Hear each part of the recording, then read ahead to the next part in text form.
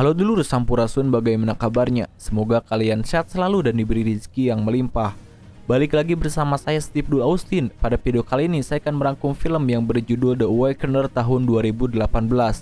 Oke lah dulur, tanpa panjang lebar lagi, kita langsung saja ke filmnya.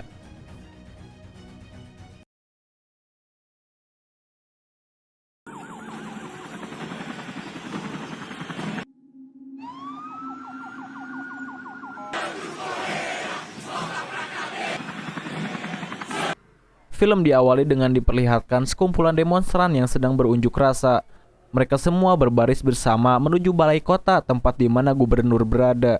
Ternyata gubernur menjadi tersangka atas kasus penggelapan uang beras Bulog.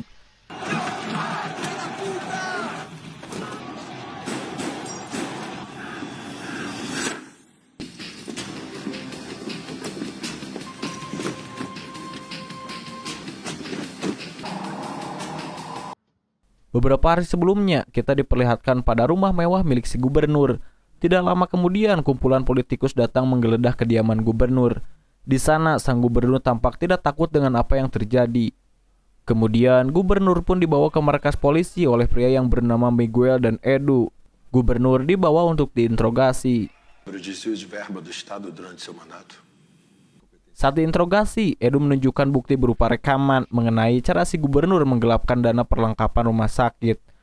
Dalam rekamannya, gubernur ternyata tidak segan-segan membunuh siapapun yang berani buka mulut mengenai operasinya. Tak hanya itu, ia juga membeli kejaksaan setempat. Tidak lama kemudian, pengacaranya pun datang. Gubernur menanyakan kabar mengenai anak dan istrinya yang sedang berlibur di Miami. Di sana pengacaranya sudah mengajukan banding ke kejaksaan agar ia bisa menghabiskan masa tahanan di rumah. Mengetahui sebentar lagi dirinya akan dibebaskan, gubernur meminta pengacaranya mengumpulkan pengawal pribadinya karena ia berpikir mungkin saja ada orang yang akan mencelakainya. Setelah tak mendapatkan keterangan apapun, Miguel dan Edu dipulangkan oleh komandannya. Sesampainya di rumah, melihat anaknya tertidur di sofa, Miguel kemudian memindahkannya ke kamar tidurnya. Sebelum tidur, anaknya mengucapkan kata selamat atas kerja keras ayahnya menangkap para koruptor. Irado. Keesokan pagi, sebelum anaknya dijemput mantan istrinya, Miguel berencana mengajak ia menonton pertandingan bola. Tak lama setelah itu, mantan istrinya pun datang dan membawa anaknya pulang. Scene berlanjut ke dalam kantor. Di sana Miguel mendapatkan kabar mengenai divisinya yang akan dinonaktifkan dan kini hanya tersisa 10 dari mereka. Bukan hanya itu, kasus gubernur akan diserahkan pada kepolisian militer. Miguel yang sudah berbulan-bulan menginvestigasi kasus gubernur, lantas ia pun tidak setuju dengan keputusan komandannya. Akhirnya Miguel yang merasa kesal pun harus meninggalkan kantor, diikuti beberapa karyawan yang dinonaktifkan. Lalu Edu mengingatkan Miguel mengenai janjinya menonton bola bersama anaknya. Di tempat lain ternyata anak dan mantan istrinya Miguel ternyata sedang menunggu kedatangan Miguel. Walaupun sedikit terlambat, Miguel dan anaknya segera bergegas menuju stadion bola. Sesampainya di pintu masuk stadion, Miguel dan anaknya memutuskan untuk berjalan kaki. Namun tiba-tiba, anaknya tiba-tiba ditembak oleh seseorang.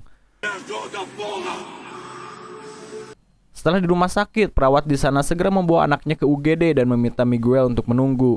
Tidak ingin tinggal diam, Miguel memutuskan untuk mengecek keadaan anaknya. Sepanjang lorong, ia melihat banyak pasien yang terbengkalai akibat fasilitas rumah sakit yang tak memadai. Bukan hanya itu, anaknya yang sekarat mengalami nasib yang sama. Ia dibuat bingung ketika melihat anaknya yang tak kunjung ditangani oleh dokter.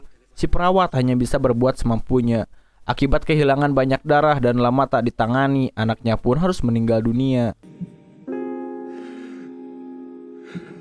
Beberapa jam kemudian mantan istrinya datang. Melihat Miguel tidak berbicara sepatah kata apapun, mantan istrinya hanya bisa meronta-ronta sebab tak kuasa menahan tangis. Setelah kejadian buruk ini, Edu sebagai sahabat sejatinya melihat keadaan Miguel. Ia mencoba membantu Miguel dengan mencari si penembak. Namun, Miguel tidak mengetahui di mana posisi si sniffer. Tapi di sana juga, Miguel bersikukuh bahwa kematian anaknya ini akibat fasilitas rumah sakit yang tak memadai. Dia yang tengah stres saat hari malam, tiba-tiba berhenti seketika setelah melihat siaran gubernur.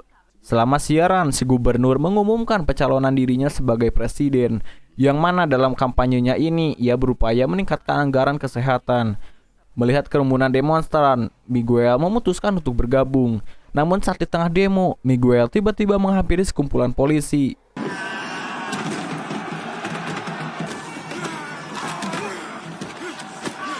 Aksi Miguel berhasil direkam oleh salah seorang demonstran.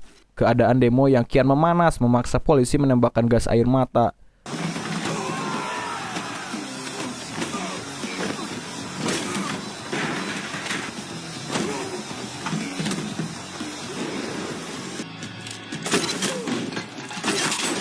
Setelah berhasil menyusup ke tempat si gubernur berada, Miguel langsung membunuh gubernur korup itu.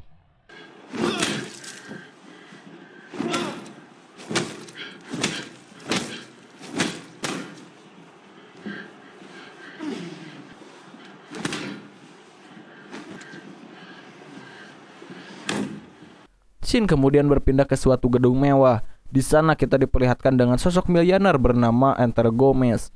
Dia sedang mengadakan pertemuan bersama ibu menteri. Setelah pertemuan kemarin malam, Gomez mendatangi koleganya yang mana adalah politikus. Melalui bantuan mereka, Gomez berencana untuk mengumpulkan suara agar anaknya bisa terpilih sebagai presiden menggantikan gubernur. Mendengar usulannya, para kolega sontak dibuat kaget, sebab anaknya ini tidak memiliki kemampuan sebagai politikus. Merasa ditolak, Gomez lalu mengancam mereka, di mana ia akan mendesak Regina agar membuka kembali investigasi kasus korupsi. Miguel yang sudah pulih dari stres beratnya, ia pun kembali lagi bekerja. Mereka berhasil menangkap para dalang di balik rusuhnya demo di balik kota. Dari beberapa orang di sana, Miguel melihat seorang gadis yang ia temui selama demo kemarin. Tidak ingin identitasnya terbongkar, Miguel menawarkan diri untuk menginterogasi si gadis tersebut. Di ruang interogasi, gadis yang bernama Nina Souza ini ternyata adalah seorang programmer.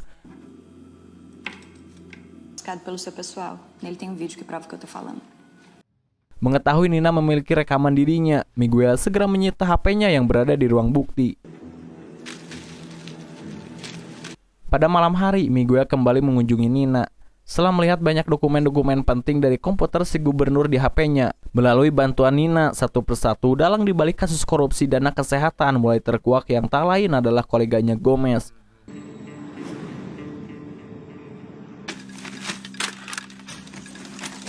Tidak berlama-lama, Miguel mulai mengincar satu persatu para pejabat korup tersebut.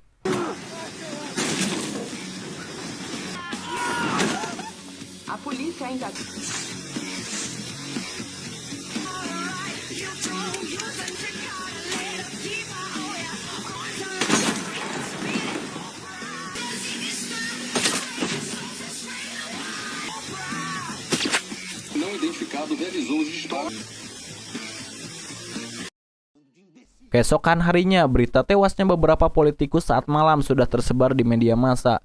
Nina yang mengetahui dirinya ambil andil bertanya kepada bosnya. Ia mengatakan apakah orang tersebut adalah pahlawan. Tidak lama setelah itu, Miguel pun datang dan meminta Nina mencari orang yang mendanai kampanye para koruptor ini. Nina sempat menolak, tetapi Miguel kemudian menawarkan surat peringatan masa tahanan kepada ibundanya dan dipenjara setelah dijadikan kambing hitam. Nina yang bimbang akhirnya pergi menengok ibunya di penjara. Lantas ia bertanya kepada ibunya, berapa besar nilai yang harus aku bayar hanya demi satu kebenaran? Ibunya menjawab bahwa kebenaran itu hanyalah sebuah mimpi, di mana kebenaran bagi satu orang dan orang lainnya pasti berbeda. Setelah mengunjungi ibunya, Nina memutuskan membantu Miguel meretas kamera pengawas di suatu gedung yang mana Gomez akan bertemu Regina. Di tempat lain, Miguel yang tak ingin dicurigai oleh divisinya pura-pura membantu Edu. Di sini Edu sudah mengetahui sang pembunuh ini yaitu adalah pasukan pelatih jika dilihat dari selongsong peluru yang ia temui di TKP. Mengetahui sahabat karibnya perlahan berhasil menyingkap kedoknya, Miguel memaksa Edu menunda pekerjaannya. Sehabis mengantarkan Edu, Miguel bersiap melancarkan misinya. Di tengah jalan, ternyata Edu balik menghubungi Miguel. Ternyata dia berhasil mengetahui siapa orang yang akan diincar oleh si eksekutor berikutnya. Karena teleponnya tidak diangkat, Edu terpaksa memasuki gedung seorang diri. Sesampainya di sana, ia berpapasan dengan sang eksekutor.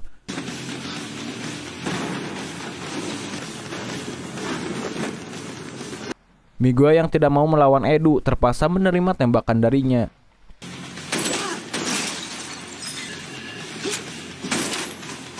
Melalui bantuan Nina, lukanya pun diobati olehnya.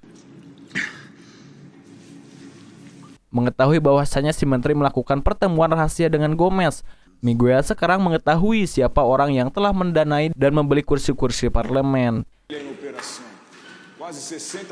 Di kantor, ia bersama Edu segera membuka investigasi pada si menteri. Di sini, Miguel memutuskan akan menangkap si menteri agar pekerjaannya untuk membunuh Gomez akan semakin mudah.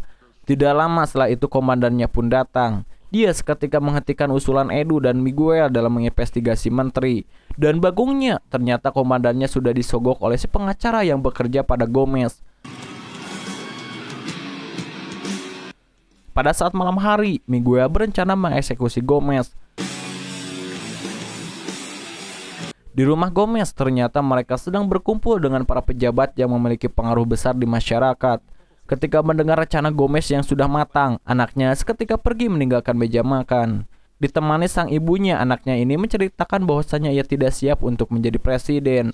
Sebab musabab dirinya akan dicalonkan oleh ayahnya, ternyata ia ingin membuat ayahnya bangga.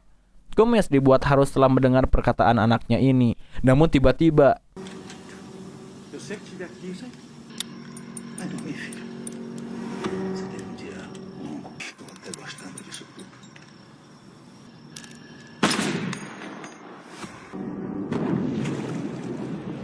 Miguel menembak anaknya. Ternyata Miguel sengaja menembak anaknya Gomez dengan tujuan membuatnya jera. Namun nyatanya Gomez malah menjadikan anaknya sebagai martir demi keperluan kampanye. Di sini Gomez maju sebagai kandidat baru yang besok malam akan berdebat dengan kandidat lain yaitu Julia. Di sisi lain, pengacara Gomez telah berhasil mengetahui siapa rekan yang membantu si eksekutor. Kemudian ia mengunjungi kantor di mana Nina bekerja. Namun di sana hanya ada bosnya, dan pengacara Gomez langsung membunuh bosnya. Sementara di sisi lain, Nina yang sedang menuju kantornya kebetulan melihat bosnya yang sudah tewas. Sontak hal ini membuat Nina ketakutan. Lantas Nina segera pergi ke tempat persembunyian Miguel. Namun Nina ternyata sudah dibuntuti oleh orang-orang suruhan si pengacara. Dan dari sinilah terjadi kekacauan.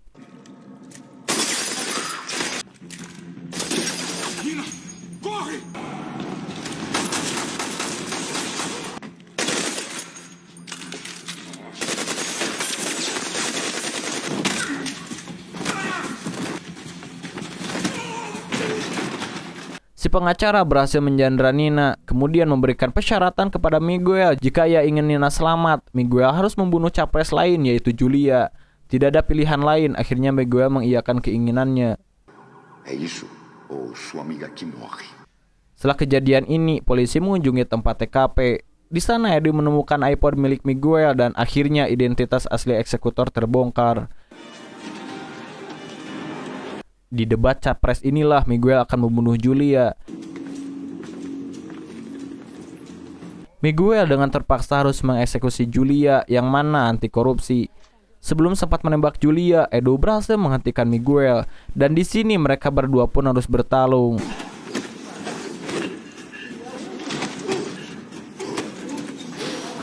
Walaupun begitu, mereka berusaha agar tak melukai satu sama lain begitu parah.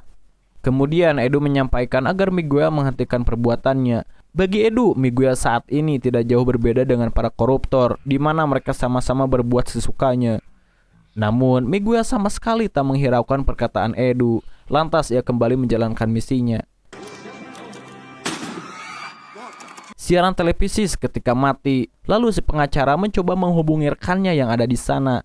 Mengetahui si pengacara yang lengah, Nina dengan segera menusuk si pengacara menggunakan pecahan bola lampu. Dari serangan itu membuatnya terluka parah. Di sisi lain, Edu ternyata sudah mengamankan Miguel. Bukan hanya itu, ia juga mendatangkan mantan istrinya dengan harapan ia berhasil membujuk Miguel. Istrinya mengatakan bahwa anaknya di surga tidak akan bangga dengan perbuatan ayahnya. Wajar saja jika Tuhan mencabut nyawanya, karena itu lebih baik dibandingkan melihat dirimu yang sekarang. Eu nunca pensei que eu pudesse falar isso, mas Di dalam sel, Miguel hanya bisa melihat Gomez berdebat di TV nasional merebutkan kursi presiden. Namun, polling antara Julia dan Gomez sempat diungguli Julia 1 poin. Walau begitu, berkat kematian anaknya, ternyata polling sementara berubah drastis. Di sini Gomez berhasil mengungguli Julia. Setelah mendengar siaran ini, Miguel kembali dibawa ke ruang interogasi. Tidak lama kemudian komandannya memberikan instruksi kepada anak buahnya. Ternyata komandan yang licik sengaja melakukan ini agar ia bisa membunuh Miguel tanpa dicurigai.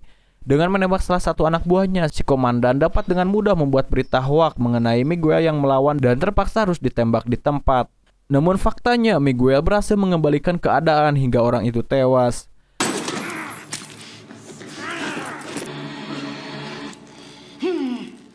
Mengetahui Gomez semakin dekat dengan kursi presiden, ia segera mengambil semua senjata dan amunisi yang ada di sana.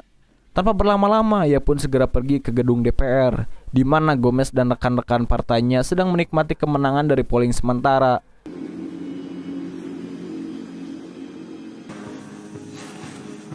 Gedung yang sudah dijaga ketat tak membuat Miguel gentar. Di sini ia dengan mudah melewati para penjaga.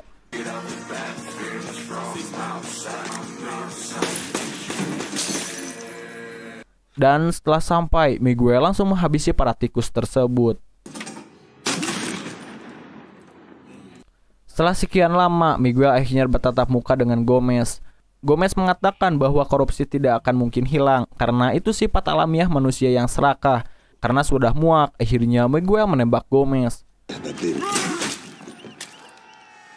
Tembakan Gomez tadi ternyata membuat suara gaduh. Lantas hal ini menyebabkan banyak penjaga berdatangan. Tapi dengan segala persiapan, Miguel meledakkan bom yang sebelumnya ia pasang di dalam mobil yang ia bawa. Bom tersebut akhirnya berhasil menghancurkan satu gedung besar. Media langsung mengabarkan ledakan yang menyebabkan Gomez tewas. País onde tudo é difícil. Orang-orang yang melihat berita tersebut dibuat kaget, termasuk si pengacara yang tidak percaya bahwa Miguel bisa melakukan itu. Dá até pra pagar de vítima. O Miguel também achava isso. Mas foi lá e fez do jeito dele. A gente não vai mais precisar de uma revolução. Di akhir film kita akan diperlihatkan seseorang yang berkostum seperti Miguel, di mana orang itu juga membawa senapan dan sepertinya ia akan menghabisi para pejabat korup. Di akhir film ini saya tidak bisa menjelaskan siapakah orang tersebut, apakah Miguel yang berhasil selamat ataukah Edu yang menggantikan posisi Miguel atau mungkin Nina kah? Dan mungkin ada orang lain lagi, tapi intinya orang tersebut akan menggantikan peran Miguel untuk memberantas korupsi dengan caranya sendiri. Oke lah dulur, dan film ini pun udahan bor.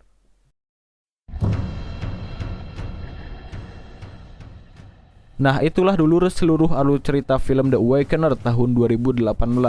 Jika ada kesalahan, saran maupun kritik silahkan tulis di komentar. Sekian dari saya, Steve Dul Austin, unjuk diri dan mengucapkan terima kasih.